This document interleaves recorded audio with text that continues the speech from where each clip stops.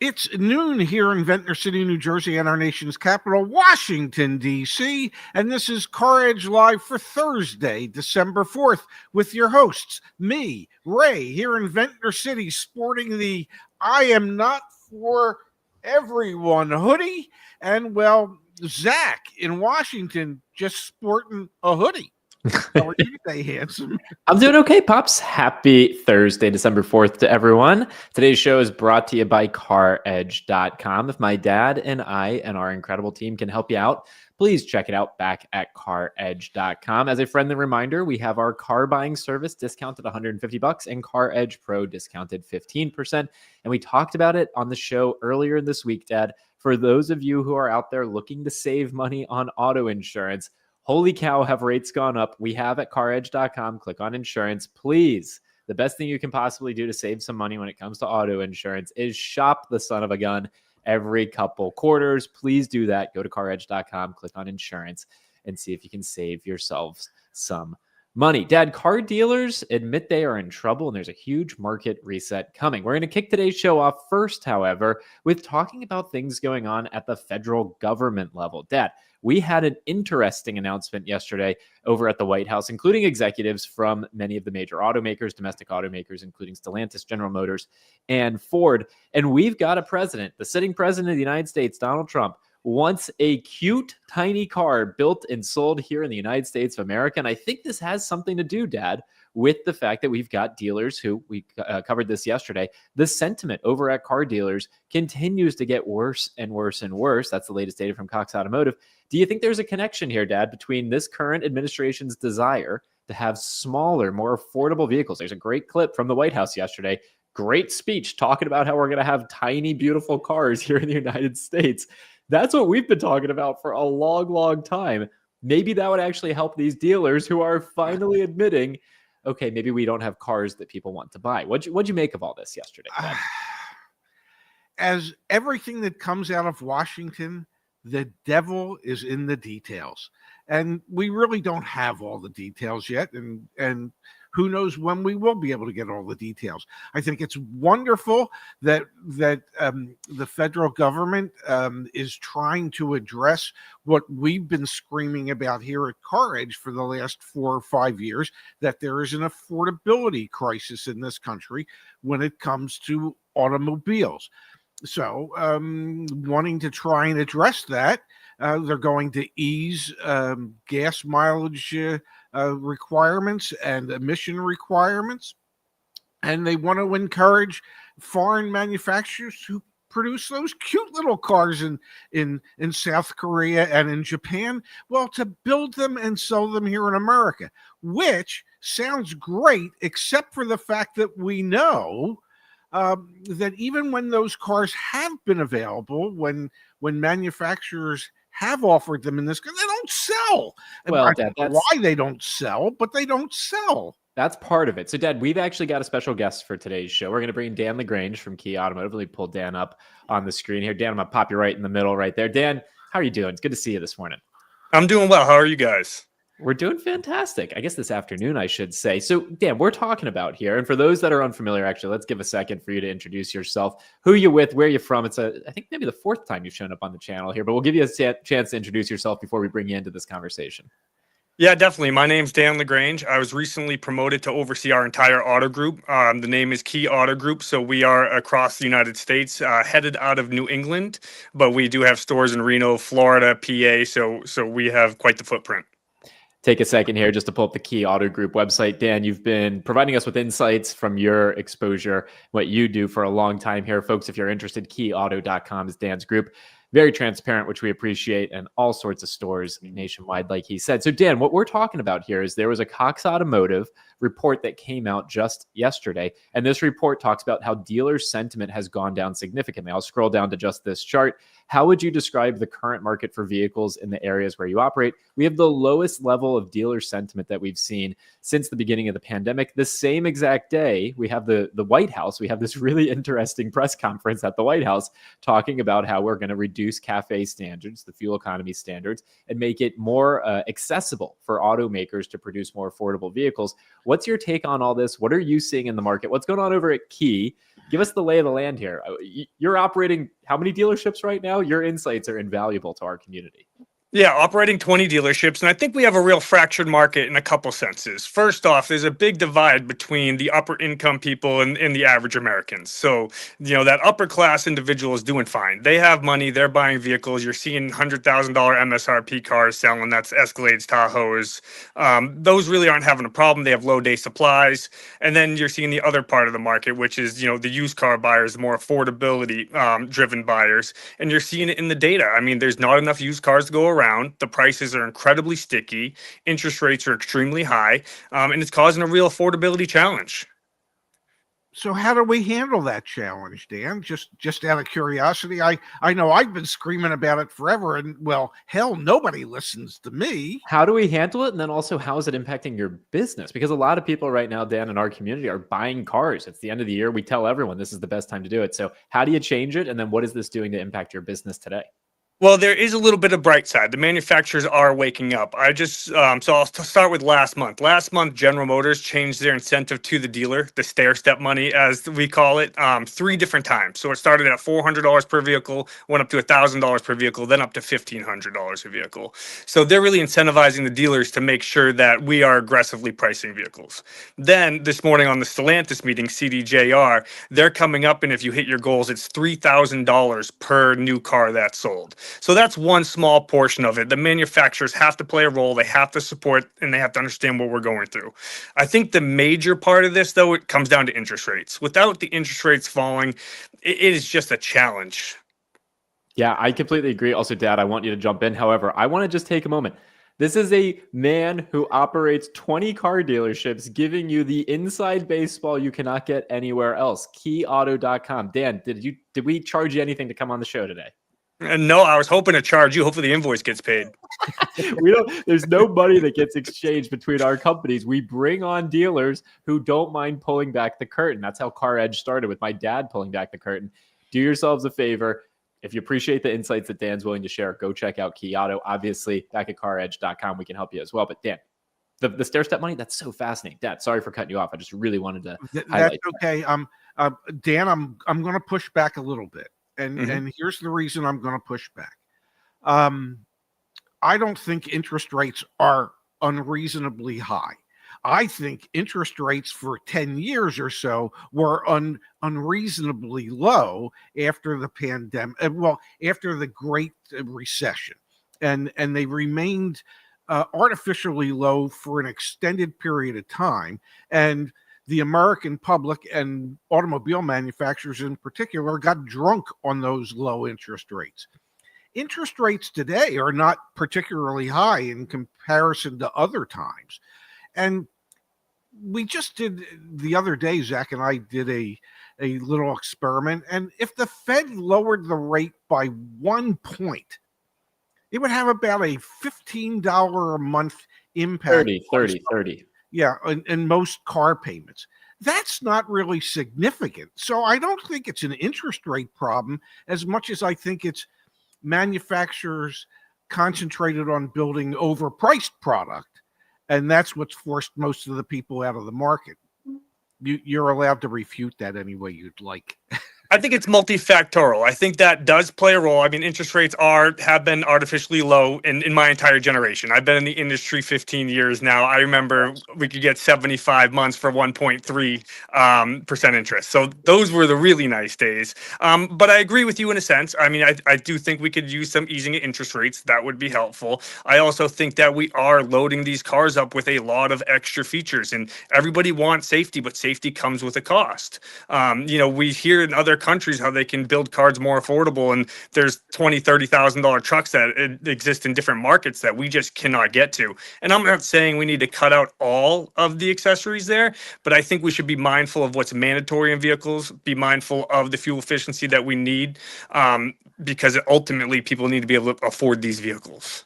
If you guys don't mind, I want to bring it back just a little bit to today's market. So a little bit less around the macro and more the micro, Dan. We don't get dealers on the show all that often. You come on, maybe once every couple months. Joe Lewis from JC Lewis is joining us tomorrow. And I want to read to you what Cox Automotive shared out publicly in their dealer sentiment analysis. And Dan, if you're willing to, continue to tie it back to how your day-to-day business is evolving. So we had the market sentiment drop. That was the first piece. Customer traffic hits record lows. Overall traffic dropped to 31 with in-person traffic at 29, digital at 40. This is out of a 100-point index that Cox looks at. And then profitability under pressure. Profit sentiment declined to 36 overall, meaning that we've seen drops not only in dealer sentiment for the market broadly, customer traffic, and profitability. Does that pencil with your experience? And again, how has this impacted or evolved your business and how you approach operating your 20 stores here, especially at the end of the year? We're actually up year over year every month, but I think it all comes down to strategy. So I think you have to implement some level of AI to take low-end tasks away from your salespeople and your managers and really focus on relationships. You're not going to win with just inventory. And I kind of got caught in that mindset. Well, I have the best inventory and the best price, so I'm automatically going to win.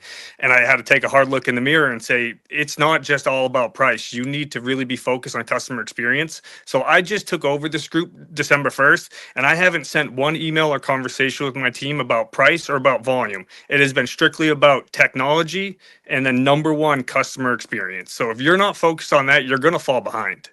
Customer experience for sure. But do those stair-step programs end up influencing your pricing strategy at all? I mean, maybe you haven't dictated anything to your staff yet, but I'd imagine when you've got thousands of dollars on the line per vehicle, it can influence the way you think about things.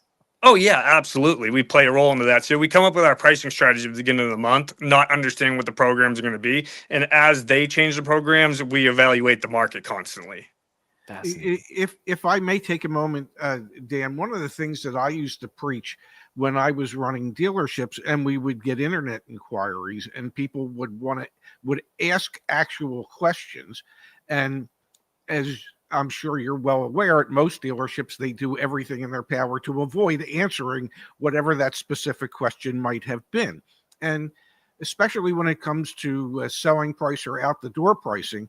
And I used to encourage my salespeople to actually provide the customer with the information they asked for and give them reasons as to why they should want to do business with us, as opposed to just the price of the vehicle. And it sounds like to me that trying to build relationships is exactly what it is that I was trying to do and what it is that you're trying to do now. Absolutely. A good example is we have our vehicles priced online, very clear to see. And you can just go on a Carfax and it shows your suggested retail price of what this car should sell for right on Carfax. So I told my team, just print it out. It doesn't matter if there's an accident there, not an accident there. We can be fully transparent. And then you can say, look, we are $5,000 below. We didn't make up this Carfax price. And it just arms the customer with information. If they decide not to buy with us, so be it. But they can't say we weren't transparent and we didn't try to help them. Because in all reality, the customers come to a dealership, they have a problem. They either need a new vehicle, they need to service their vehicle. And our job is to provide them a solution in the best way possible. I appreciate and agree that there are these ways to operate that ultimately yield a better customer experience and should make the dealership side more efficient as well. And I'm going to double down on this. The macro sentiment here is that dealers are starting to feel the pain and the pressure of years of obviously practicing in a way that has not helped consumers transact. And we know car prices have gone through the roof. So it's a 1-2 punch. It's like, unfortunately, a handful of bad apples in the auto industry have ruined it for the bunch. Obviously, there are good dealers out there that are transparent, that provide information. This is why we love bringing Dan on. Who the heck else, in the first 60 seconds, he's sharing with you the stair-step programs. Like, where else do you get that info, folks? How much more transparent can you be? But there is also then the pricing challenge that these dealerships face. And Dan, I think if you could speak to that a little bit, because yesterday that's what the federal government was talking about, is we need to get vehicles more affordable. Do you see, you mentioned it at the beginning, you see a little bit of like those that are affluent can continue to afford vehicles, but what about that other subset? Are you able to find the right inventory for those people, or are they going to the used car market instead? Yeah, they're going to the used car market, and I think that's why you see the day supply so low on used. So everyone keeps saying, a used pricing is going to go down. There's going to be a crash. It's almost mathematically impossible unless there's a black swan event because there's just not enough inventory around. I can't go buy 500 used cars easily right now. So you have dealers competing for these used cars. We're paying pretty much what we're selling to the consumers for. So there's really no room for pricing to go down. Now, will we see some seasonality come over the next month? I do. But then you're contending with the refund checks that are coming this year, and they're expected to be some of the best in history. So I think you got a 60 to 70-day span here where you have a shot to get a good deal on a car. And then for the used car market, it's going to get really challenging next year. Can I ask a silly question? Sure. As somebody that runs 20 dealerships, and so you deal with a lot of the various manufacturers, Mhm. how much of the blame falls on them in the sense that they decided that they were going to build high profit margin, high priced vehicles and pretty much abandon the rest of the market? And I understand there's some regulatory issues that add costs to vehicles, but I think in my mind, part of it has to do with the marketing that these manufacturers have done over the last 20 or 30 years, convincing people in this country that small ain't good. Big is better, more expensive is better, small's no good. So how much blame falls on them for just saying we really don't give a damn about the less than wealthy folks out there? I think it depends on the manufacturer. I can pick on the easy one with you guys. We all know who it is. Stellantis really went against the grain, their own customer base. They jacked up the MSRPs. They started creating a lot of $100,000 vehicles, but they're also paying the ultimate price for it right now. So I think that they're learning a lot from their mistakes, and there's other brands that are doing really well. But I do think this is all going to kind of come out in the wash. And as you're seeing Stellantis really step up with those crazy stair step money, they're going to learn, but they play a large role in all of it. And some of it's greed from when the pandemic hit. They jacked up MSRPs as high as they could get away with. And it's all definitely a return to normal now. I was going to say, I mean, I actually, to a degree, this is going to sound crazy coming from me, have some empathy for the manufacturers because you know what? During the pandemic period there, these cars kept selling. The day's supply was insanely low. Now, does that justify jacking up the prices of these vehicles? Absolutely not. Just like it doesn't justify the dealers who are adding crazy markups and addendums and things like that. And when you look at just supply and demand, there was such short supply that we saw enough demand to satisfy it. The market has completely flipped. I mean, especially for brands like Jeep, for example. But it's not just Jeep. I mean, we were looking at Mazda days supply of inventory. And Dan, we've got a Mazda dealer joining us tomorrow. I can't wait to ask him because Mazda has over 100 days supply nationwide right now. That's the latest data we have. That's no good. No one wants to have 100+ days supply. And I think that'd be an interesting thing for you to speak about. Like, you still manage inventory, even though a lot of this comes back to customer experience. That's how you differentiate your dealership. It's not like you want to have over 100 days supply of vehicles sitting anywhere in at any of your dealerships, I imagine. Yeah, absolutely not. And that's where pricing comes into play. The manufacturers can't be the only one participating in this. If a dealer wants to do well and they want to move volume and they want to shake hands and build these relationships, you're going to have to be positioned in the market correctly. And yeah, there's a lot of cars and new cars day one land on my lot that I'm asking 2,000 below my actual cost for. But I don't want to be in that position where I have 3, 4, 500-day-old new cars, and that's the reality for a lot of these dealers. And just one more comment and I'll shut up, Dan. The fact that they're stepping up that much on the stair-step program, I mean, that's them waving the flag, right? Like, that is the concession of we have to do something here. I think so, because there's always some level of stair-step program, but I haven't seen this aggressive from these manufacturers. I don't think ever. I think these are some of the strongest programs I've ever seen, and it's just starting now. Yeah, and it has everything to do with the fact that they sat on their hands for way too long before they finally decided, okay, we got to help the dealer body out, because if we don't, they're all going out of business, and we got nobody to sell cars to. But Pop, how much do you think it has to do with end of year too? Because we know this is an incredibly busy time where they want to hit, their manufacturer sales objectives. Like, I do think the timing is somewhat strategic, don't you think, Dad? Well, I'm to a degree, yes, but I just think, especially with Stellantis, they took too long to realize the error of their ways, and they're paying for it now. I do have an inventory question for you, Dan, and this goes back to pandemic days when there were hardly any cars to be had. And so I am sure during those days you had limited to no floor plan interest expense, and your floor plan assistance from your manufacturers was actually a profit center. Today, how much more is it costing you to carry that inventory than during the heyday when there was limited inventory? I'll tell you, that was a massive profit center during COVID. We're talking hundreds of thousands of dollars. So how that works for the consumers that don't know, you get paid upfront for your interest that is accrued for, so let's just use a round number, 60 days. So that you pay you upfront to hold that vehicle for 60 days. So if you sell it in 2 days, you make money. So let's assume it's somewhere around $500 a vehicle. So if you're selling hundreds of vehicles, making $500 per, because none ever hit 60 days, you're not even paying the floor plan company. You're selling these cars before they come. That obviously wasn't realistic. That typically doesn't happen. It's something to be conservative now. And if you're not pricing aggressively and you're letting those vehicles hit past 60 days, it's a vast difference. I still have brands that are mostly even. There's not an expense, but it's not a credit either. And, Stellantis, there is an expense there, and it has to be monitored carefully. I've got one more question for you, Dan, and then Dad, if you want to come in with the final one here. We know you've got 20 dealerships to run, so thank you for taking the time out. And again, the company that Dan is with is Key Auto Group, keyauto.com. You can check it out. Again, we have no commercial relationship with Key. Dan comes on every once in a while to share with us what he's seeing in the market. Love that we're able to do this, and it really it's something I'm very proud of. Dan, I want to just ask a little bit, what do you see happening in 2026? Do you see a continuation of where we are today? Do you see it becoming more of a dealer's market again? We've been proclaiming that it's a buyer's market right now. Do you think it'll continue to be a buyer's market? What did your magic 8 ball say is going to happen in 2026?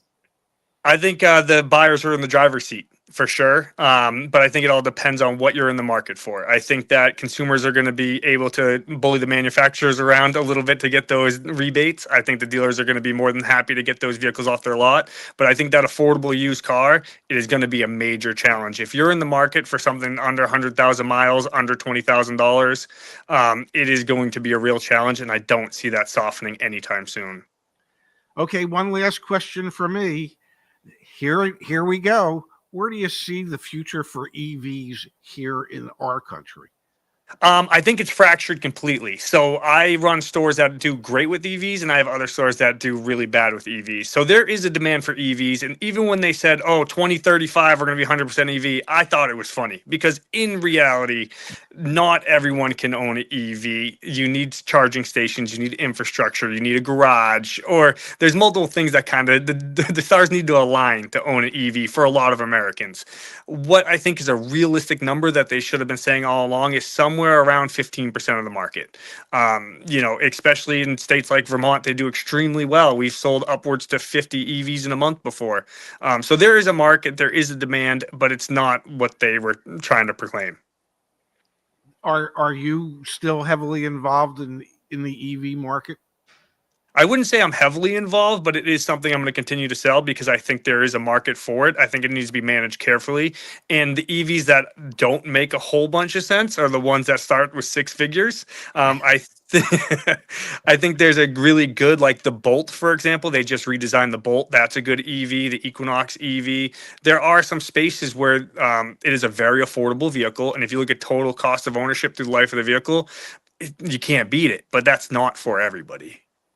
We've had a few moments on this show where we use the CarEdge car search and we go and we look at Kias, and the first page of results are $75,000+ MSRP EV9s, and we're just like, whoa. Or the new SUV, whatever the heck the naming convention is for the SUV. It's like the I don't know, I'm gonna get it wrong, but it's just like, holy cow, that's or maybe it's the Hyundai, forgive me, but anyway, it's like very expensive from a brand that you would not anticipate, and it's obviously that EV powertrain.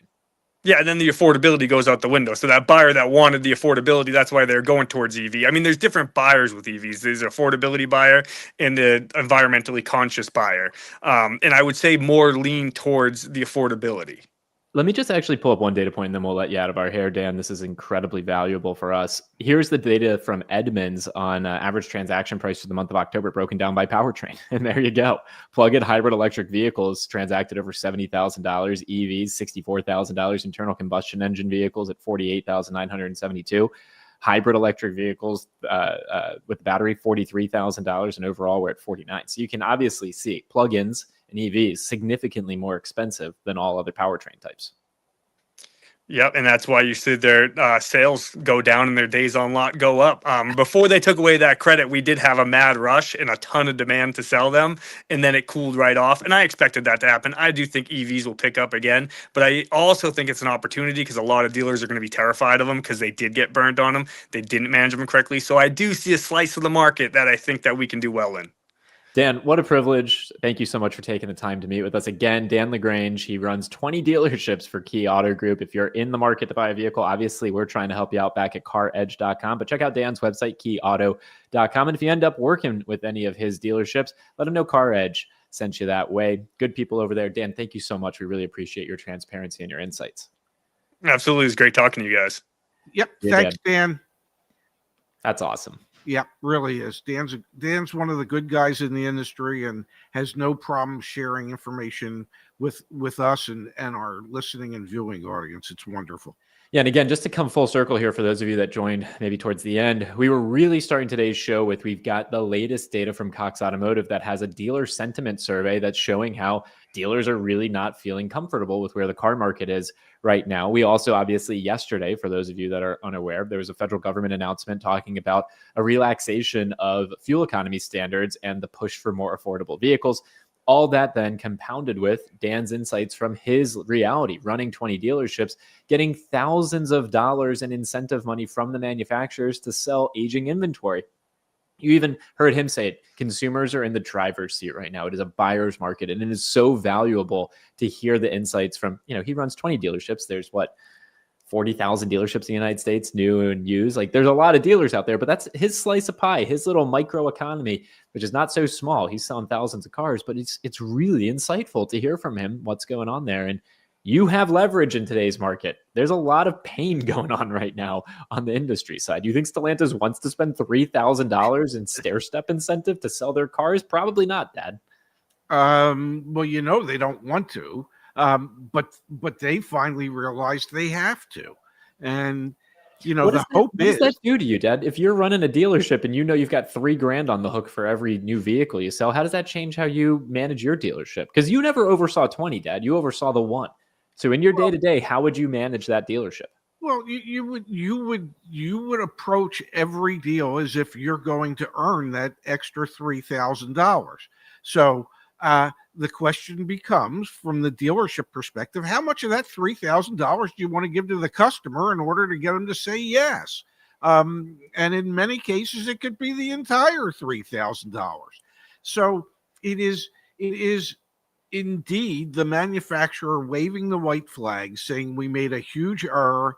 We apologize to our dealers for having taken so long to open our eyes and see the errors of our ways, but we're trying to correct it now. So yes, you heard it from someone running 20 dealerships that the buyers are in the driver's seat at the moment. Now, that doesn't mean that vehicles still aren't overpriced. In many cases, they are. But what it does mean is that you can obtain a better deal or a larger discount on those vehicles today than you could have even 60 days ago. So yes, dealers ask for it all.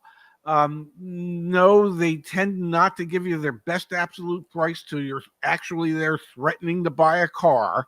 But if you're working with the right dealership, you're going to be able to get a much better deal today than you could have in the past. Again, folks, today's show is brought to you by CarEdge.com. It's almost 6 years that my dad and I have been working on this business where we help you get into a new vehicle. Car buying service, $150 off. CarEdge Pro, 15% off for a few more days here. Again, a friendly reminder for all of you out there, click on insurance back at CarEdge.com.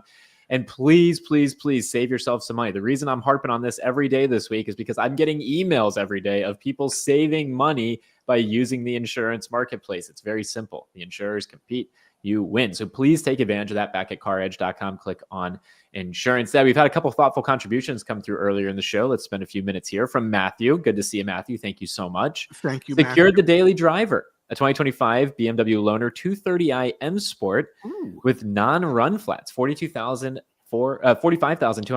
MSRP, 4,000 miles on it, paid $38,000 before a $1,000 loyalty, and 3.49% interest rate for 72 months. Passed his paint meter test too. Sounds like Matthew got himself a heck of a deal on a new daily driver. There are good deals to be had on retired service loaners in many cases, and this is just an example of that. Many concierge customers that come to us end up going this route as well, because you can just get such a good deal. We've got here from Andrew. Good to see you, Andrew. Thank you for this. Good morning. I'm actively looking to purchase a 2025 or 2026 Ram RHO. Notice the base price started in August 25th at $69,995, then $72,495, now $73,045. Delivery went from $21,995 to $25,995. Thoughts? So these are price changes on the MSRP at the manufacturer level, Dad. This is kind of abnormal, but it's becoming more normal for these really rapid price changes during a model year. Well, and what they're doing is they're hiding the price increase in the destination charge. I'm pretty sure that the destination costs haven't gone up as high as what they've increased it recently. This is just a perfect example of the type of vehicle for the type of buyer that Dan was talking about earlier. And that's the wealthier customers that don't have an issue at this type of price point. So the vast majority of us would look at this and go, okay, that's crazy. I can't do that. Even if they discounted the vehicle $10,000 or $12,000, I still can't do that because it's not going to come down to an affordable monthly payment for me. But yeah, we are seeing significant increases in the MSRPs, partially due to an increase in the base MSRP and further increases in the destination charges. Yeah, the sneaky way to raise the MSRP without raising the MSRP. Yep. Saying that tongue in cheek, obviously, the destination charge does increase the MSRP. All right, folks, we've got another dealer joining us tomorrow, Joe Lewis from JC Lewis. So please tune in to tomorrow's show. We'll get more of a Mazda and Ford update from Joe. And Lincoln as well. I know they've got some aged Lincolns over there that he's going to want to move on. So very excited to talk to Joe. So tune in tomorrow at 12 p.m. Eastern, 9 a.m. Pacific. If you're not subscribed to the channel, please do. And please check out CarEdge.com. Continue to share our videos. This time of year, it's more important than ever before. And as the market has shifted, Dad, I think it's extra important that people are aware of that. So please share the content. It goes a long way, and we really appreciate it. Absolutely. Looking forward to seeing everybody back here tomorrow. And as I like to say, tell a friend to join. All right, guys. We'll see you back here. Love you, Dad. Love you too, handsome.